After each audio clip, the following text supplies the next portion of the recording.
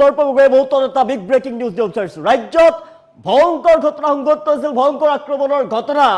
1000 টকাৰ বাবে এগৰাকী লোকক হত্যা কৰা হৈছিল, দলবদ্ধ আক্ৰমণৰ বলি হৈ পৰিছিল লোকজন। আৰু নৃশংস এই হত্যাকাণ্ডৰ বৰ্ণনা দিছে এতিয়া অপৰাধীক কৰায়ত্ব কৰিছে আৰক্ষীৰ ফালৰ পৰা। আৰক্ষীৰ সন্মুখত বৰ্ণনা দিছে কেনেদৰে আক্ৰমণ কৰা হৈছিল দলবদ্ধভাৱে লোকজনক, আৰু কেনেদৰে আক্ৰমণ কৰি হত্যা কৰা হৈছিল লোকজনক। জনাইছো বিগ ব্ৰেকিং জনাইছো ইছমাইল হুছেইন নামৰ লোকজনক কেনেদৰে হত্যা কৰা হৈছিল, ইছমাইল হুছেইনৰ সৈতে কেনেদৰে সংঘটিত কৰিছিল ভয়ংকৰ কাণ্ড, তাৰ বৰ্ণনা দিছে অভিযুক্ত নজৰুল ইছলাম আৰু ৰকিবুল ইছলামে। বৰ্ণনা দিছে কেনেদৰে হত্যা কৰা হৈছিল সেই লোকজনক। অভিযুক্তৰ লগত হত্যাকাণ্ডৰ স্কিন ক্ৰিয়েশ্যন কৰিছে কলগাছিয়া আৰক্ষীৰ ফালৰ পৰা। 1000 টকাৰ বাবে হত্যা কৰা হৈছিল ঘোঁৰাবৰা গাঁৱৰ ইছমাইল হুছেইনক। আৰু একজনত সংঘটিত হৈছিল ভয়ংকৰ কাণ্ডই জোকাৰি গৈছে সমগ্ৰ ৰাজ্য। এক জোৰত মাত্ৰ 1000 টকাৰ বাবে এগৰাকী লোকক আক্ৰমণ কৰা হৈছিল, দলবদ্ধ আক্ৰমণত চিকিৎসাধীন অৱস্থাতে মৃত্যু ঘটিছিল ইছমাইল হুছেইন নামৰ লোকজন। ইছমাইল হুছেইনৰ সৈতে ভয়ংকৰ কাণ্ড সংঘটিত হৈছিল। মূল অভিযুক্ত বৰকত আলী মণ্ডল, নজৰুল ইছলাম আৰু ৰকিবুল ইছলামক বৰ্তমান কৰায়ত্ব কৰিছে, গ্ৰেপ্তাৰ কৰিছে আৰক্ষীয়ে। বৰ্তমানেও পলাতক অৱস্থাত আছে কেইবাজনো অভিযুক্ত। আৰু সমগ্ৰ ঘটনাৰ বৰ্ণনা কৰিছে অপৰাধীয়ে। দোষীৰ কঠোৰ শাস্তিৰ দাবী জনাইছে ৰাইজে। তীব্ৰ প্ৰতিবাদী কাৰ্যসূচী ৰূপায়ণ কৰিছে। দোষীয়ে কঠোৰৰ পৰা কঠোৰ শাস্তি পাব লাগে তাৰ প্ৰতিবাদ সাব্যস্ত কৰিছে। আৰু কেনেদৰে এই নৃশংস কাণ্ড সংঘটিত হৈছিল, নৃশংস হত্যাকাণ্ড সংঘটিত কৰিছিল অপৰাধীয়ে বৰ্ণনা দিছে, এক্সক্লুচিভ বৰ্ণনা। অভিযুক্ত নজৰুল আৰু ৰকিবুলৰ হাজাৰ হাজাৰ লোকে প্ৰতিবাদ সাব্যস্ত কৰিছে যে শীঘ্ৰেই কৰায়ত্ব কৰি কঠোৰৰ পৰা কঠোৰ শাস্তি দিব লাগে আটাইকেইটা অভিযুক্তকে। এই ঘটনাৰ সৈতে জড়িত ইছমাইল হুছেইনৰ ঘটনাৰ সৈতে জড়িত প্ৰতিগৰাকী অভিযুক্তক কৰায়ত্ব কৰি কঠোৰৰ পৰা কঠোৰ শাস্তি প্ৰদান কৰিব লাগে, এয়া দাবী জনাইছে ৰাইজে। আৰু আৰক্ষীয়ে কৰায়ত্ব কৰি লৈ যোৱাৰ বাবে দৃষ্টান্ত কৰি গৈছে অভিযুক্ত ইছমাইল হুছেইনৰ মূল কাণ্ডৰ সৈতে জড়িত বৰকত আলী মণ্ডল, নজৰুল ইছলাম আৰু ৰকিবুল ইছলামক বৰ্তমান আৰক্ষীয়ে কৰায়ত্ব কৰিছে। আৰু কেইবাগৰাকীও পলাতক অৱস্থাত আছে। অভিযুক্তক লগত লৈ হত্যাকাণ্ডৰ যি কেনেদৰে সংঘটিত কৰিছিল তাৰ বৰ্ণনা বিচাৰিছে আৰক্ষীয়ে। মাত্ৰ 1000 টকাৰ বাবে হত্যা কৰা হৈছিল ঘোঁৰাবৰা গাঁৱৰ ইছমাইল হুছেইনক। 1 জুনত সংঘটিত হৈছিল ভয়ংকৰ হত্যাকাণ্ডৰ ঘটনা।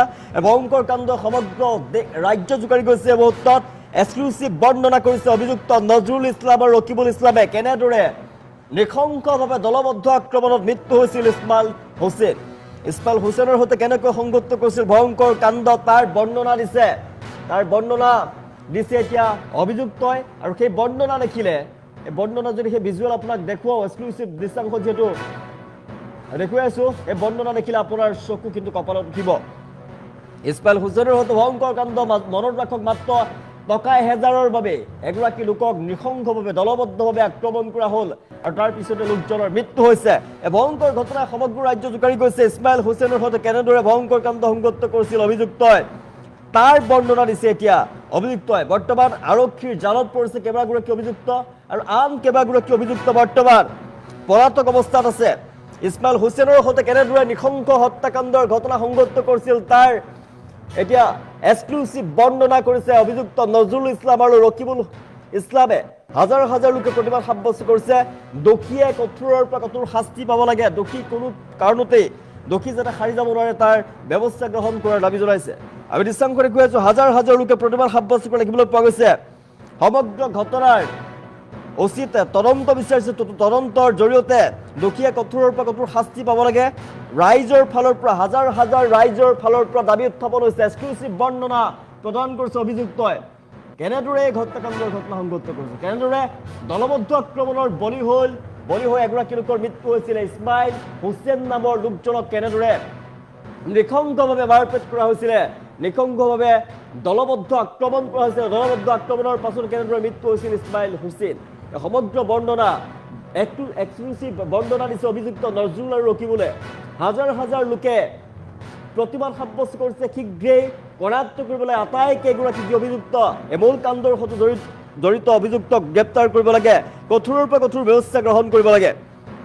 জনাইছো ইছমাইল হুছেইনৰ সৈতে ভয়ংকৰ কাণ্ড সংঘটিত হৈছিল। এক্সক্লুচিভ বৰ্ণনা অভিযুক্ত নজৰুল ইছলাম আৰু ৰকিবুল ইছলামৰ আৰু 2 অভিযুক্তক লগত লৈ হত্যাকাণ্ডৰ এক্সক্লুসিভ বৰ্ণনা অভিযুক্ত নজৰুল আৰু ৰকিবুলৰ হাজাৰ হাজাৰ লোকে এটা প্ৰত্যক্ষ কৰিছে এই দৃশ্য তাৰ পিছতে এতিয়া প্ৰতিবাদ সাব্যস্ত কৰিছে শীঘ্ৰেই আটাইকেইগৰাকী দোষীক কঠোৰৰ পৰা কঠোৰ শাস্তি প্ৰদান কৰাৰ দাবী জনোৱা হৈছে মাত্ৰ 1000 টকাৰ বাবে হত্যা কৰা হৈছিল ঘোঁৰামৰাৰ গাঁৱৰ ইছমাইল হুছেইনক একজনত সংঘটিত হৈছিল ভয়ংকৰ কাণ্ড দলবদ্ধ আক্ৰমণৰ বলি হৈছিল ইছমাইল হুছেইন আৰু চিকিৎসাধীন অৱস্থাতে মৃত্যু হৈছিল ইছমাইল হুছেইনৰ মূল অভিযুক্ত বৰকত আলী মণ্ডল নজৰুল ইছলাম আৰু ৰকিবুল ইছলামক গ্ৰেপ্তাৰ কৰা হৈছে বৰ্তমানে পলাতক অৱস্থাত আছে ঘটনাৰ সৈতে জড়িত কেইবাগৰাকী অভিযুক্ত দোষীৰ কঠোৰ শাস্তিৰ দাবী জনাইছে ৰাইজৰ ফালৰ পৰা ৰাইজে অত্যাল প্ৰতিবাদ সাব্যস্ত কৰিছে আমি নিশ্চয় কৈ আছো ৰাইজৰ ফালৰ পৰা অত্যাল প্ৰতিবাদ সাব্যস্ত কৰা হৈছে কেনেদৰে এই ভয়ংকৰ আক্ৰমণৰ ঘটনা সংঘটিত কৰা হৈছিল কেনেদৰে ইছমাইল হুছেইন নামৰ লোকজনক তেওঁলোকে নৃশংসভাৱে আক্ৰমণ কৰিছিল তাৰ পিছত তেওঁৰ মৃত্যু অৱলকা হৈছিল তাৰ এক্সক্লুচিভ বৰ্ণনা আৰক্ষীৰ সন্মুখত দিছে এই অভিযুক্তই আমি নিশ্চয় কৈ আছো এই মূল অভিযুক্তই সমগ্ৰ ঘটনাৰ বৰ্ণনা দিছে যি বৰ্ণনা শুনাৰ পিছতে আৰক্ষীৰ গাৰ নোম শিয়ৰি গৈছে আপোনাৰো গাৰ নোম শিয়ৰিত হৈ উঠিব নৃশংস হত্যাকাণ্ডৰ ঘটনা মানৱ সমাজত ভয়ংকৰ ঘটনা সংঘটিত হৈছে নৃশংস হত্যাকাণ্ডৰ ঘটনা এগৰাকী লোকক মাত্ৰ অমানৱীয় ঘটনা 1000 টকাৰ বাবে লোকজনক হত্যা কৰা হ'ল 1000 টকাৰ বাবে দলবদ্ধ আক্ৰমণৰ বলি হ'ল ইছমাইল হুছেইন আৰু ইছমাইল হুছেইনৰ পিছত হাস্পতালত চিকিৎসাধীন অৱস্থাত তেওঁৰ মৃত্যু হয় আৰু এতিয়া ইছমাইল হুছেইনে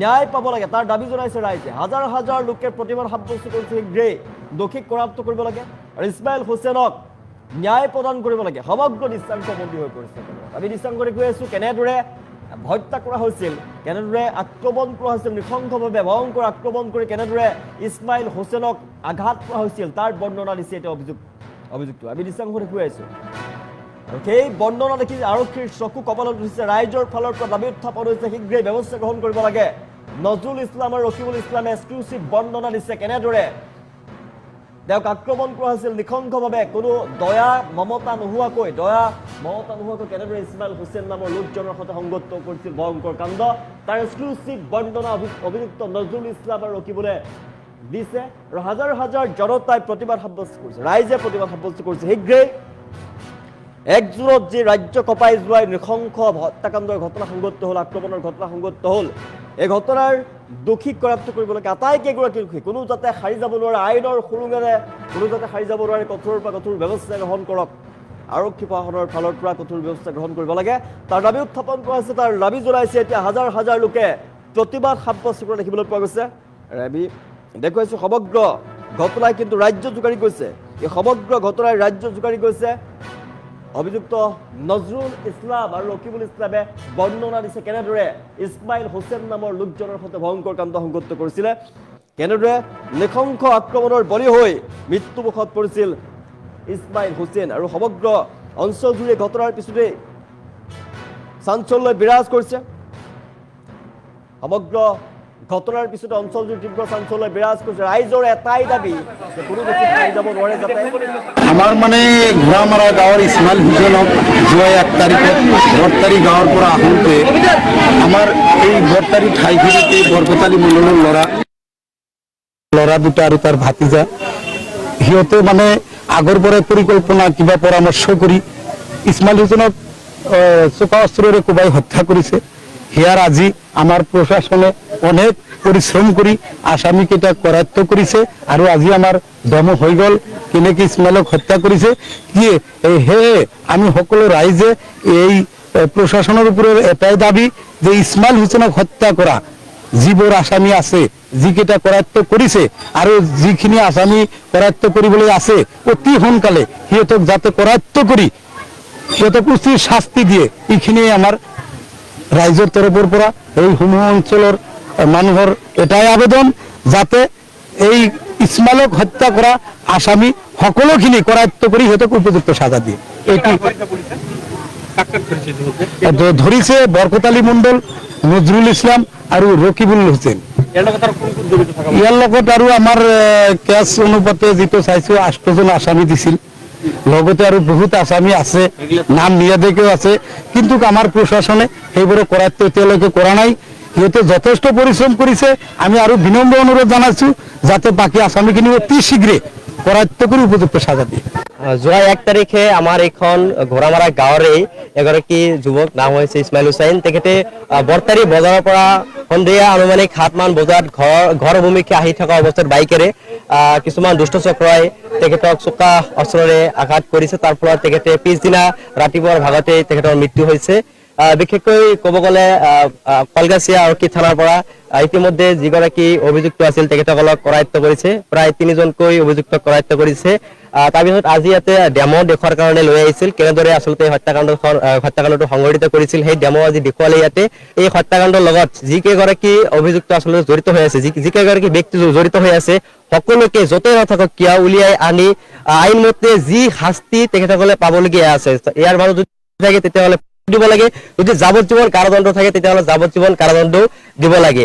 আৰু বিশেষকৈ যদি মই এটা কথা ক'বলৈ যাওঁ, যি ইছমাইল হুছেইন যিগৰাকী ব্যক্তি আছে তেখেতৰ প্ৰায় 3জন সন্তান আছে। তাৰ ভিতৰত 2জন আমি শুনা মতে 2জনে বিদ্যালয়ত লিখা পঢ়া কৰি আছে। এতিয়া তেখেতৰ ঘৰত উপাৰ্জন কৰাৰ কোনো ধৰণৰ মানুহ নাই। এজনে মানুহ আছিল তেখেতৰ ঘৰত উপাৰ্জন কৰাৰ কাৰণে, তেখেতে আছিল ইছমাইল হুছেইনে। এতিয়া তেখেতে যিহেতু নাই, তেতিয়া পৰিয়ালখন কোনে পোহপাল দিব? আমাৰ অসমৰ মুখ্যমন্ত্ৰী ডক্টৰ হিমন্ত বিশ্ব শৰ্মা ডাঙৰীয়ালৈ আহ্বান জনাইছো, লগতে আমাৰ স্থানীয় বিধায়কো আছে, তেখেতসকলক আমি আহ্বান জনাইছো এই পৰিয়ালৰ যি দুগৰাকী সন্তান আছে, সন্তানৰ যাতে লিখা পঢ়াৰ ক্ষেত্ৰত কোনো ধৰণৰ কিবা এটা যাতে দায়িত্ব লয়, এইখিনি মই আহ্বান জনাইছো। আৰু এই কেছটো যাতে অতি আচলতে দ্ৰুতভাৱে শেষ কৰি দিয়ে আৰু যিকেইগৰাকী আচলতে অভিযুক্ত আছে তেখেতসকলক যাতে উচিত শাস্তি দিয়ে, এইখিনি আমি দাবী জনাইছো। যোৱা 1 তাৰিখে আমাৰ এইখন ঘোঁৰামাৰা